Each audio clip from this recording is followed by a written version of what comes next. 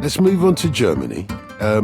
Not least because, of course, we've seen a transformation of this German team over the course of, from the Euros onwards. I wonder how much of it is down to one person, and I'm talking about the coach, Julian Nagelsmann. JJ?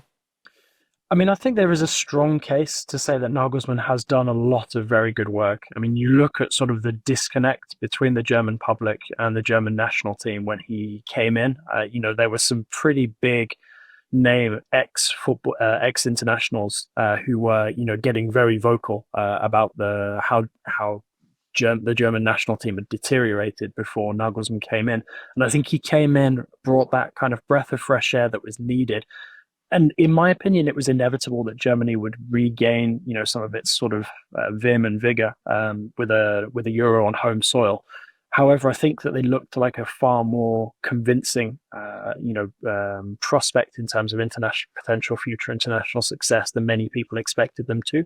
I think for a while they'd maybe been underperforming compared with the players that they've been able to call up. I do think as well when you've been in charge, when you've had one person in charge of a national team for as long as Joachim Löw was in charge, it's natural that there's always going to be sort of that separation process that's always a little bit tricky. But I think now that they've put somebody like Nagelsmann in charge, he's brought a completely different approach to international football that we don't see that often because he is, one, extremely young, two, I'm not going to say inexperienced, but he doesn't have the same level of experience that a lot of people at international level have. Yet he does have significant experience for his age, and I think because of that, German people and the German media start to feel a bit more positive now about the German national team and its potential chances in the future. What their sort of talent pipeline situation looks like, I think, is a bit different from the likes of France, the likes of Spain, the likes of Portugal that we've already discussed. But I do think that Nagelsmann, in terms of making the most of what he has available to him and the emerging talents that you have, like the likes of Florian Wirtz, for example, I think he's done a very good job of that so far and deserves credit. And I think he earned, having a crack at the 2026 cycle as well, because many people suspected that it would sort of be a one international tournament job and out for him and he'd go back to club management. But the fact that he's sticking around, I think, reflects that there is sort of a new energy, a new positivity now that surrounds the Mannschaft and, Nagelsmann. Although I still don't see him being sort of a long-term fix in that position beyond the World Cup in 2026. I do think that he's doing important work now for whoever might come in after him, like a Jurgen Klopp, for example. How has he done it, Andy? Because there's nobody like Nagelsmann, in the way that he portrays himself and No. the things that he thinks about, the way that he thinks about football and the way that he relates to players, etc. How has he done it? And are Germany ready for a crack at the World Cup?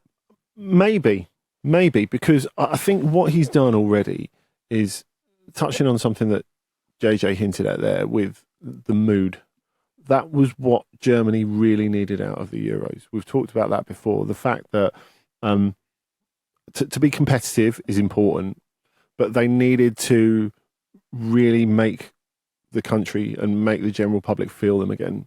And that had not been the case for a while. People were completely disinterested as they went out in the group stage of the 2022 World Cup. World Cup before was obviously a mess as well as defending champions. In the Euros in between, they were well beaten by England. I know England only scored the goals in the last 20 minutes, but really well beaten by a much better England side. And, the body language as they slunk off the pitch at Wembley that day was pretty terrible as well. And what Nagelsmann has had to cope with, particularly after Hansi Flick was binned, is a sort of unusual negativity. Because every little setback that Nagelsmann had at the beginning, which is normal when you're rebuilding a team, especially one that's been in a hole for a while, it was like, oh, okay, here we go again. And for him to stay positive throughout that, and in the way that he's got the team to play, as well as the sort of characters that he's engaged to re-engage the public, that has been the key thing, I think, because they played exciting, daring football. During the Euros, they could have easily beaten Spain during that quarterfinal, and from then, who knows? But I think there are ways to go out of international tournaments, and they did it in the most honourable way possible, I suppose. Now, you think of Germany as serially winning, but it's funny. Whereas I think sometimes we stereotype Brazil about wanting to play beautifully when basically Brazilians just want to win, and we stereotype Germans about just wanting to win when actually they want to play beautifully as well. So it's funny. It's a sort of reverse in reality of what the perception is of these two absolutely huge football nations. And the fact that one of the first things he did in the Euros is put two number 10s in the team. And that really comes from the same sort of tactics, the 4-2-2-2 that he employed at Hoffenheim and Leipzig. And that's very much part of the Red Bull model, actually. So the two things converge quite nicely. Having Musiala and Wirtz be the key figures on and to an extent off the pitch as well, because they have that youth and vibrancy, and people connect with them. That made a heck of a difference. Now, what he's done is subtly change things in the last little while. And you look at the team that he put out against Bosnia, for example, withdrawing Havertz to play in the middle of those, and then putting Tim Kleindienst, who's very much his sort of cup of tea as a striker, even though he's, to some extent, people will look at him in the Füllkrug mould, made his international debut at 29, scored his 2 goals against Bosnia, which were his first international goals at the age of 29. There's something a little bit more technical to Kleindienst, more of a give and go sort of player, as well as someone who can just hold it up and do the rough stuff as a number 9. So where Kleindienst has come from doesn't actually inform what he is as a footballer, and he is very much to Nagelsmann's liking. So I wonder if he will be more part of it going forward. Now, look, I think they will go back to the 4-2-2-2 as well, because Denis Undav, who's been really good for him, he will come in and partner Kleindienst. We've seen in the Bosnia away game, in the last cycle of games, they click pretty well together already. But Germany are exciting. And I think that is really, really important to the people who watch football in Germany. Yeah, not least after losing some of their key players after the Euros. The likes of Toni Kroos, of course, Thomas Müller, Ilkay Gundogan, Manuel Neuer, all retired after. Huge. Yeah, huge. But nevertheless, we're talking of them as serious contenders for the World Cup, JJ. Despite that, and I suppose the youth that Andy mentioned there, and they are exciting to watch. They are exciting to watch. There's no doubt about that. But can they do for Germany what the likes of Toni Kroos have done for Germany and kept them in contention when maybe they perhaps were not worthy of being in contention?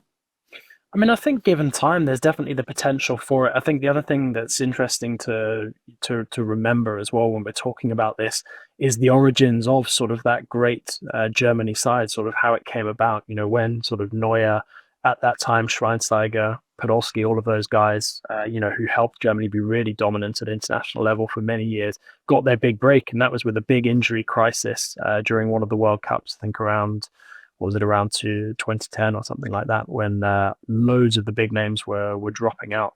And essentially the team that was put out onto the pitch was very young, very inexperienced. Sure, there was a lot of potential there, but expectations weren't huge. And then suddenly the way that they were playing really captured the imagination of, a lot of people back home in Germany, and built up, a wave similar to the wave, that followed the 2006 World Cup on home soil.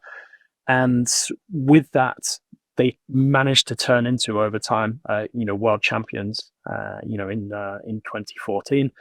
And I think we're looking at potentially the seeds of a group of players that could, in time, maybe go on to that sort of success. It's a bit difficult to predict for a World Cup, especially when the field's going to be in, much bigger in 2026, but maybe a future Euro title, something like that. And I think also it's quite telling that there were certain veteran elements that Nagelsmann deemed to be important for that, for this Euro on home soil. that he probably felt would pass on the right kind of learnings and experiences to those younger players for future international tournaments. Kroos coming back into the fold, literally months before retiring, for example. But then you've got someone like Hummels, who was, kept on the sidelines pretty much all of the time, despite having, a fantastic Indian summer with Dortmund before leaving. So, I do think that this team certainly has the makings of sort of the individual and collective potential talent.